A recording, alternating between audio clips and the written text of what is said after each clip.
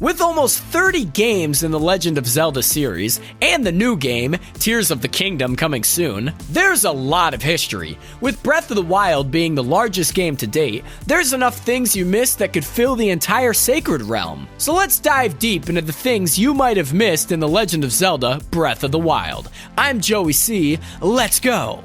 Satoru Iwata was an incredible man. He was Nintendo's CEO before passing away abruptly in 2015. Knowing that, you could almost guarantee that there would be a reference to him in the game, and there are actually a few. The major one would be in the way of Satori Mountain, a mountain range between Hyrule Field and the Gerudo Highlands. On Satori Mountain, you can find a large cherry blossom tree, and it's probably the most peaceful, beautiful spot in Hyrule. Another beautiful tribute is in the form of the Lord of the Mountain, also known as Satori. It's a spirit that acts as the guardian deity for the animals. The Lord of the Mountain can be found on top of Satori Mountain, and it's said to be the reincarnation of a sage that protects Hyrule. Like Iwata protected Nintendo. I'm not crying, you are. He can even be found as a wonderful NPC in the game. Although the name isn't the same, the face is right there. If you are even a remotely casual fan of The Legend of Zelda, and played the beloved classic Ocarina of Time, you'll immediately recognize the Temple of Time on the Great Plateau. You stumble upon it right after meeting the old man by the fire, after awakening from a 100-year slumber in the very beginning of the game. After Link has acquired the Spirit Orbs from the Great Plateau, the old man wants Link to meet at the beautiful Temple of Time. The really compelling thing is that unlike Lon Lon Ranch, being almost unrecognizable, don't worry, we'll get into that entry later, the Temple of Time still maintains most of its structure and integrity, and looks quite similar to the Ocarina of Time counterpart. Stay tuned for more Temple of Time info, because we got a juicy one for you later on. While you're here, hit the like and subscribe button. We'd love to have you. Here's a hot take. I replayed through Zelda Wind Waker recently because I loved it as a kid, but I don't think I like it as much as I thought, which saddens me. Now, I did play through the HD remaster, and wow, side note, although I don't like the game as much as I did, the graphics are... chef's kiss, dude. Beautiful. But Wind Waker features a wonderful character by the name of Makaar, the beloved companion. You know, the little leaf guy. He gets some big-time love in Breath of the Wild. No doubt he's probably been dead for tens of thousands of years by the time Breath of the Wild comes about, but regardless, he has an island and a lake named after him. What did he do to deserve that? He's a hero for us all. Although the spelling is different, it's still a reference nonetheless. Makaar Island is located inside Lake Makaar, directly west of Korok Forest and the Lost Woods. My man left a lasting legacy. Good for him. It's sad and creepy to mention that Makaar Island is devoid of life, hosting only one single dead tree in the center, and on top of that, if you show up on the island at night, you get surrounded by a group of stale enemies. One of the biggest places in the game that I explored was the vast Gerudo Desert, because there is a lot to discover there, including Molduga, probably the most fun mini-boss in the entire game. Molduga is the giant sand monster found in the barren lands of the Gerudo Desert. It's a killer fight. You can defeat it by shield surfing with the help of a wonderful sand seal. Cute little things. They probably smell awful, just a side note. Molduga is a fish-like creature who lives in the sand. I'm not really too sure how that works, but there's a crazy theory going around that this is a descendant of Molgira, the Wind Temple boss from Wind Waker. For me, the evidence is clear. Look how similar they look. Fun fact about Molduga, you probably know you have to defeat it and collect its guts in order to complete the medicinal Molduga side quests. But after defeating Ganon, if you beat all 4 Moldugas in the desert, Kilton, the weird creepy shop guy who deals with all things monster parts, will give you a Medal of Honor.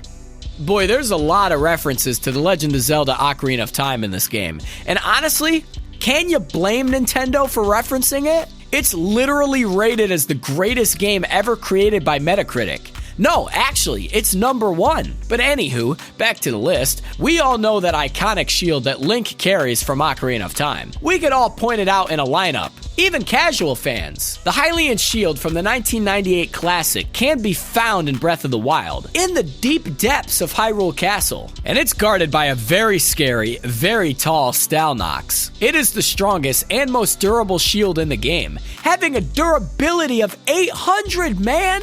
800 what, you may ask? 800 strength, man! Good God, you didn't know that? It's important to note that the shield can break in the game, but after it's found once, it can be purchased from Grante in Terrytown for 3,000 rupees. So go venture into the very dark, very scary Hyrule Castle, and go find the most iconic piece besides the Master Sword in the game.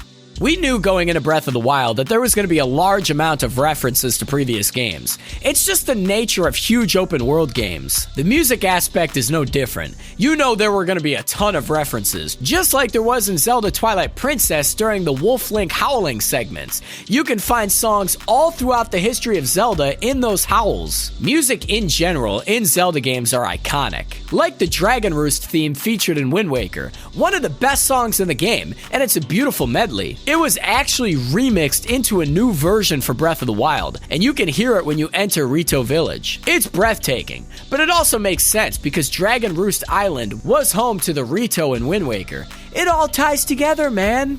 Do you remember that classic ranch in the center of Hyrule Field in Ocarina of Time? Lon Lon Ranch? It's a classic area from the first 3D Adventure Zelda game, and it's where you could obtain your wonderful horse, Epona. Anywho, you can actually find the ruins of this place in Breath of the Wild. Now, is this the exact Lon Lon Ranch from Ocarina of Time? Probably not, but still fun to check out. It's pretty much an exact replica, all the way down to the signposts and the path. The ruins are located just east of the Mabe Village ruins in Hyrule Field. Minus a few changes, the ranch is laid out almost exactly like its 1998 counterpart. Go check it out, it's a fun little area. One of the most beloved side characters in Zelda has to be Tingle. You know, that little human guy who sold us maps in Majora's Mask. He's adorable. Apparently, my man is like 35 years old, like our beloved Matt Foley, and he claims to be the reincarnation of a fairy. Even his own father expressed his disappointment in his son.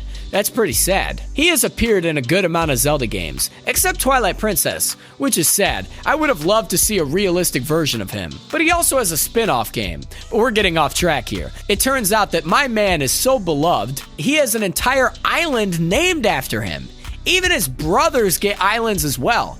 We have 4 islands. Tingle, Ankle, Knuckle, and David Jr. all have misspelled names in reference to the wonderful Tingle family. Although, thinking about it now, I don't think it's the Tingle family. I think it's Tingle has a last name that we don't know, so it's all in reference to the wonderful blank family we don't know the name of. There is even a shrine on Tingle's Island, so go explore that shrine and go explore their islands, my friends. Hidden away near the breathtaking Tuft Mountains, we can discover a little village by the name of Lurelin Village. We can't help but notice that this particular village is modeled closely after Outset Island, the starting island from Wind Waker. The evidence is right in front of us, man. It seems to us that the buildings are structured and set in similar spots. Maybe we're just seeing things, but it can't be a coincidence. Although there's not much to do in Lurelin Village, it's still a fun little place to explore. So go explore and tell me I'm wrong in the comments. An interesting part of Breath of the Wild is the music, or lack thereof. It's very subtle in most areas of the game, and the Temple of Time that we talked about earlier is no different. The song that plays during your visit to the Temple of Time is actually a remix, but not in the traditional sense of the word. The piece of music is a slowed down version of the Song of Time from Ocarina of Time. A classic, an immediately recognizable song from the game. And on top of that, it's made to sound just like Zelda's Lullaby. How wacky is that? Go listen to it and see if you can hear both classic songs in one. Listen folks, we have reached the unfortunate end to this video. We had a lot of fun with you today. Tell us what you thought of Breath of the Wild. Did you notice any Easter eggs that we didn't name here? There are a lot I didn't mention. Maybe one day we'll do a part 2.